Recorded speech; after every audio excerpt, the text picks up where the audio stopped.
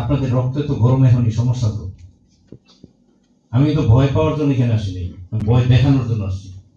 Day after tomorrow election হবে, আপনাদের তো দেখে বলছি এই বৈষম্য বিরোধী ছাত্র আন্দোলন উদ্দেশ্য করে দিতে পারে আমাদের নেতাকে হ্যাঁ করার জন্য এখানে বক্তব্য দিয়েছেন, তার বক্তব্য প্রত্যাহার করে, না হলে আমরা এটা গণপ্রতিরোধ করে তোলার চেষ্টা করবো। এবং তার এই বক্তব্য এখান থেকে প্রতিরোধ করে আমাদের নেতাকে হ্যাঁ করার জন্য সে এই বক্তব্য দিয়েছেন।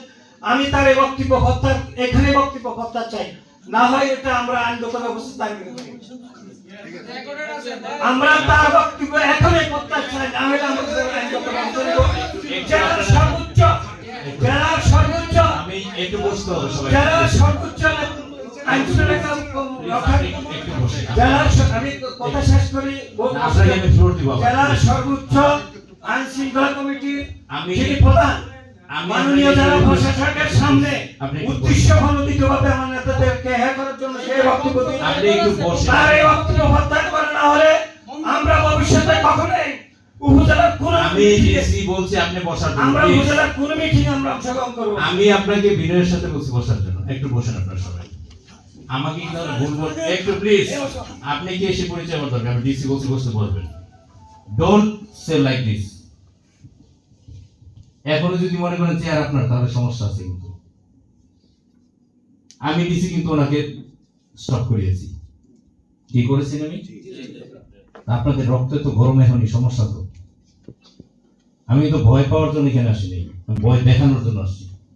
ডে আফটার টুমরো ইলেকশন হবে, আপনাদের তো দেখে বলছি আয়নার মতো পরিবেশ, আপনাদের দেখে বলছি এগুলো লাগবে না, শোনেন প্লিজ শোনেন।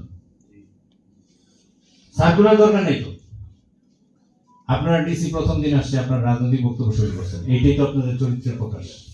আর কিছু সার্টিফিকেট লাগে আপনাদের? আমি তো 7টা উপজেলা করছি, এটার নামে কি উন্নত? আমি তো নিজেই লজ্জিত এখন আপনাদের বিষয়গুলো।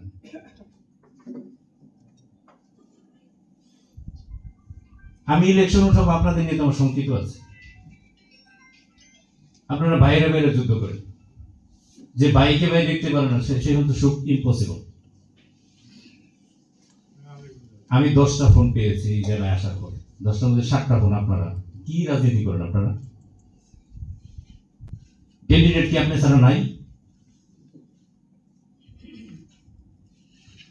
আমরা সরকারের কর্মচারী,